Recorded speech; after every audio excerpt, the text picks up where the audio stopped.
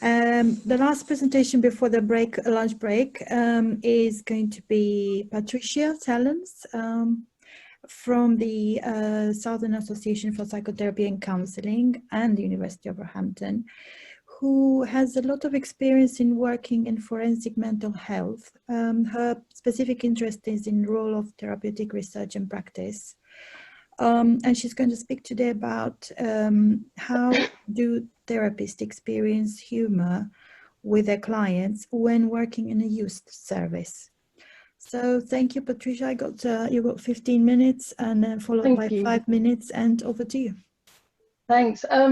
Gosh, you know what? It's it does start to wonder whether how appropriate humor is following that talk. But can I share my screen if possible? Is that doable? Here we go. So I've got a little presentation for you. I'm going to take a bit of a different approach today. Can everybody see that? Yeah. Yeah. Okay. So yeah, I think it's safe to say I struggled somewhat to try and draw out what I wanted to present from the research in relation to the title of the conference. I think there's so much to consider regarding the notion of evidence-based practice and a number of ways from which to approach the question.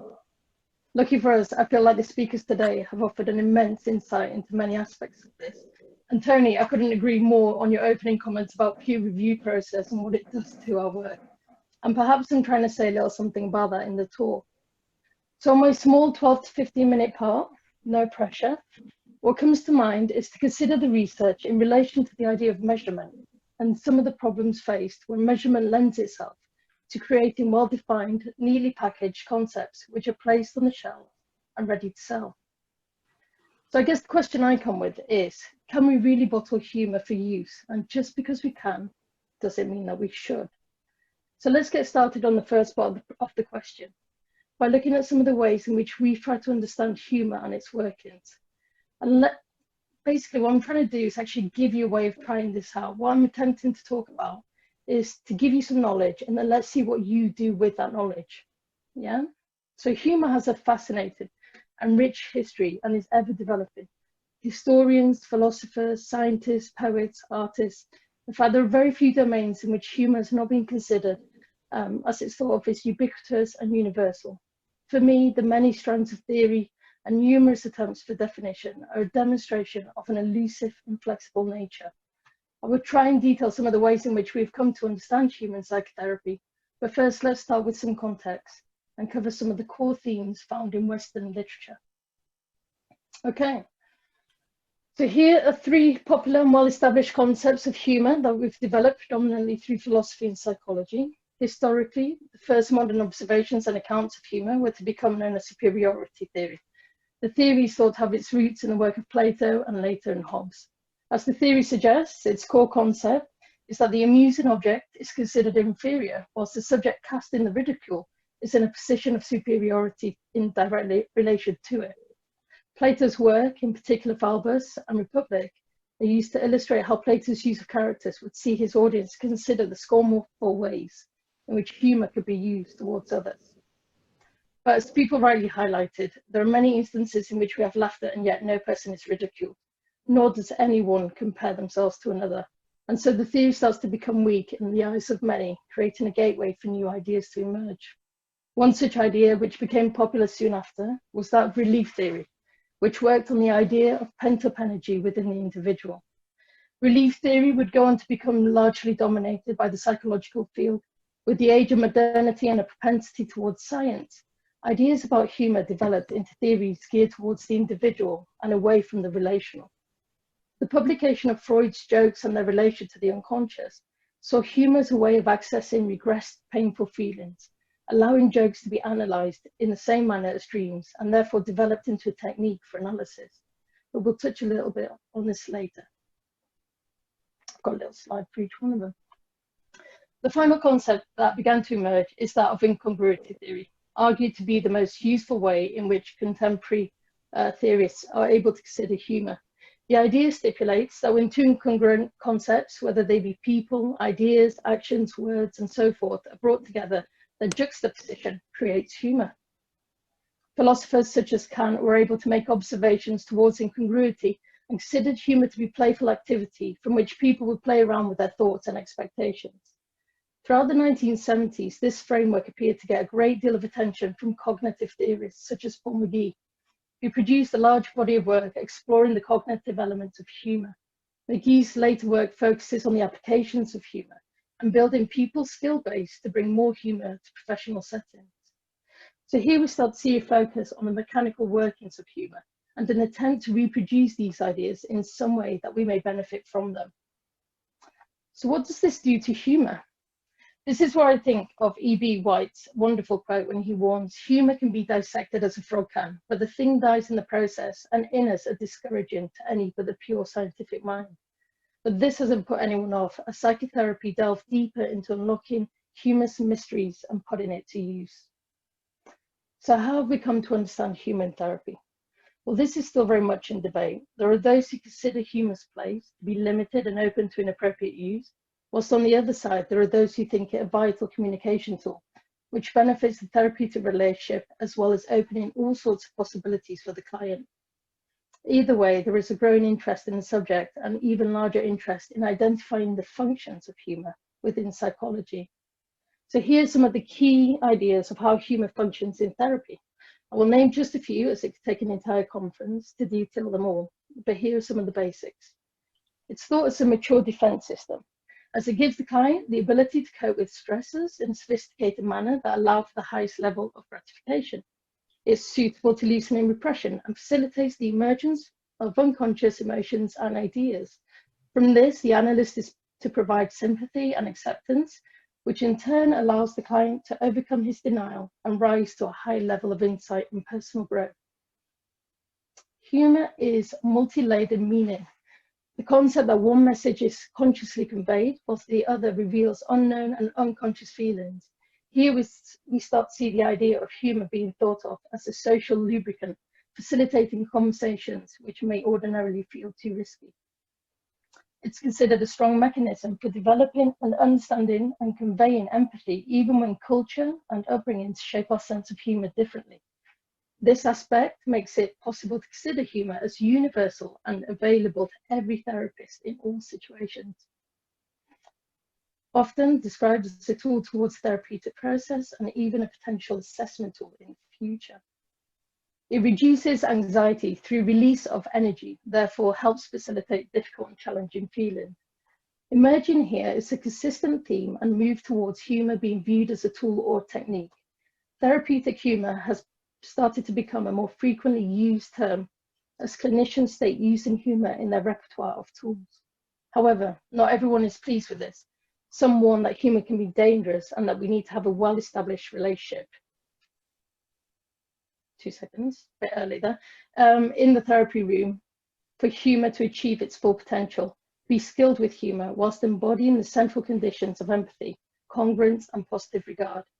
And understand that humour not only has potential to be a destructive force, but puts the therapist's self-concern before that of the client.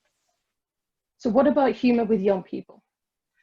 Interestingly enough, when considering humour with young people, terminology and theories orientate towards the role of play and playfulness. There is a shift from psychological frameworks associated with adults to frameworks of learning, development and education.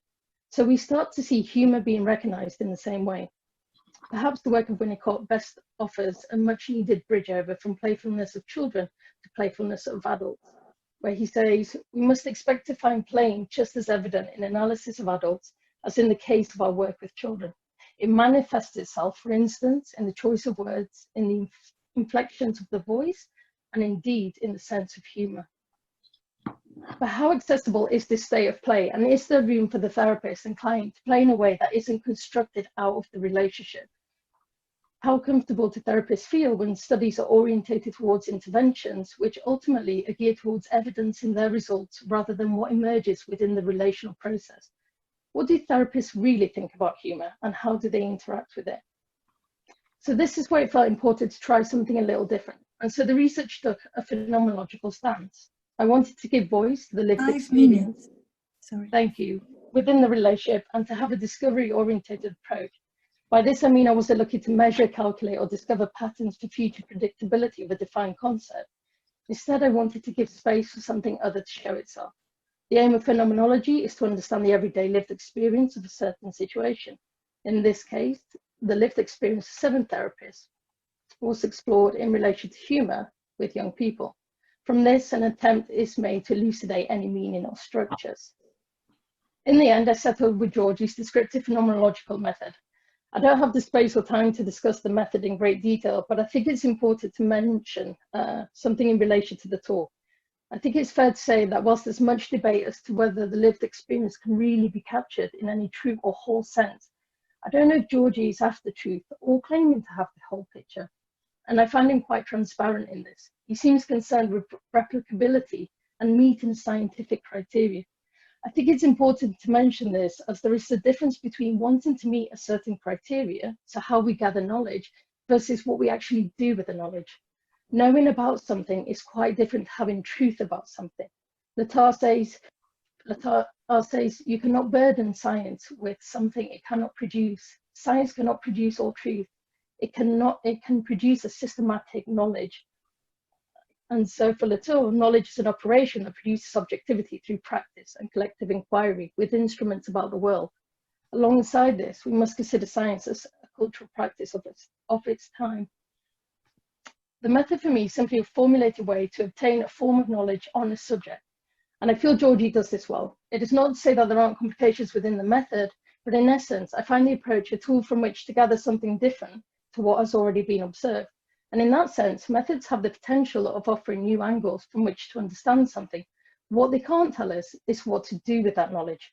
That is up to you. So going back to the research, here are some of the findings that came out. How long? 1 minute? 3. 2, 3, thank you. Okay, so I'll quickly go through these. These are some of the findings that came out. It's multi-layered with an ability to convey several different meanings, which can change over time. It's explorative. It was experienced as a way of exploring difficult emotions. It diffuses tensions, described as an experience of release from intense moments during sessions. This often gives a sense of feeling lighter, giving space for emotional movement and a reframing. It masks feelings, it provides safety, it provides connection and intimacy, it holds power, and it tests boundaries. Further, they were the kind of findings that were already in the literature. But furthermore, we found that it provides a way of communicating not only within the relationship, but also about the relationship. It's a relational process. It's adaptive, spontaneous, revealing of both the client and the therapist. It changes over time, it's unknown, and it's embodied. So here is the second part of the question. Just because we can, should we? Knowing what we know about humour, should we start to use and apply it? In essence, I say leave it alone. If anything has come from the research, it's the importance of the space humour can provide in such difficult and sometimes uncertain environments. Yes, to some degree we can conceptualise it, but more importantly for me, it's its flexibility, moldability, and its spontaneous nature that gives it the unknown qualities. It is this unknown space that in return offers itself to people engaging in it. David Hume alerted us to the idea that ought must never automatically derive from an it. They are separate and should be considered in different ways. This talk has been largely geared to give you a taste of some of the possibilities and its of humour, but the ought has to be down to you. So I leave you with the final. Done that talk many times. I think she's done that talk many times. I think humour. Please. Oh, thank you. Yeah. So I leave you with the final it. I think humour is a gift, one which offers great depth if you wish to delve in it, but also that humour passes between us, through us, and for us. Defining humour is like trying to pin water to a wall, and in attempting to frame it, in my opinion, can only limit its use and merely kill the frog. And that's it. Thank you. I'll stop sharing my screen. Thank you very much. Yeah. So please unmute your microphones. Very, very stimulating talk with ideas and everything, but we only have 5 minutes for questions, so please put your hands up and we'll...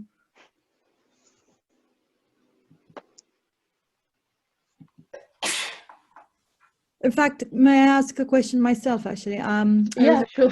Yeah, I was wondering, how do you, in your experience, how do you recognize or hear the humor I mean, I suppose there's so many nuances of or fine line between, say, what's sarcasm, what's humor, how do you hear it as a therapist in your experience in that research? How do you, well, I think that's the whole point. It's it readapts. It constantly changes. Once you think you have a handle on it, it turns into something else, and then it's not just about you. It's about the other, and it's about what happens in your relationship with the other. So what you find funny, they might not, but then they might find something, you know. And so it's not a concrete concept that stays between two people. And so I think that's the difficulty, and I think that's what happens when we try and measure everything and we try and give it outcomes and measurements. We have an illusion that it's a concrete concept, and it just really isn't. And I think if anything that came from the research was just how wonderful it is, because you can make it what you want. And I think this is where I was thinking of Julia spoke about creativity. You know, it's not that we discover everything, it's that also we create things, and we need those spaces in which to create it. So, do you think an alternative title for your presentation could be "How to Kill a Joke"? It's, you know, it seems you've done a very thorough piece of research using that approach, that sort of blitzkrieg or whatever of Georgie, yeah. But it's, you know, what has it got to do with thoughtful practice? Yeah. Well, yeah, I think one of the things one of the things I was going to mention was, you know, at the beginning, I'm asking you to have a look at what you do with this knowledge. So I throw you a lot of knowledge in the talk, and the talk is about that. And actually, you know, one of the notes I made at the bottom is, what did I do with the knowledge? I hid behind it. You know, you don't see me. You see my talk, you see my presentation, you see all the knowledge thrown at you. And what you don't see is me. And I think there's something about, what is it we all do with what we've been given? So what did I do with that knowledge? What will you do with the knowledge that I've given you? And I think that I was trying to show within the talk. I'm going to stop listening. I'm finding it too cringy. How to kill a joke. Rance, can I say something to you? Did you stop? Who's talking? I don't see. I'm not sure. Sorry? I don't know where that's coming from. Patricia, can I say something? Yeah. Oh, sorry, who speaks at the moment? I mean, Patricia was talking, she was interrupted. I'm not exactly sure who wanted to ask a question. Raymond. I was waving my hand. Go, Tony. It's just humour is so tacit, isn't it? Yeah. Humour is so embodied and tacit, and it flows out like it's like a child playing, isn't it? Yeah. So if you try to teach someone humour, it just can't be done. It can't, well, because it's in your experience. It's that was what I meant by it's quite embodied. And the therapists, when they were talking, it was related to their past, their present, and their relationship in the room. There was so much to it. It wasn't this concept that just popped up, you know, into their mind. It was all to do with their upbringing and their relationship with humour and their relationship with others. So yeah, you know, it's just so complex. Miranda's got one more. Excuse me. I see Miranda's got one. We'll just last question, please.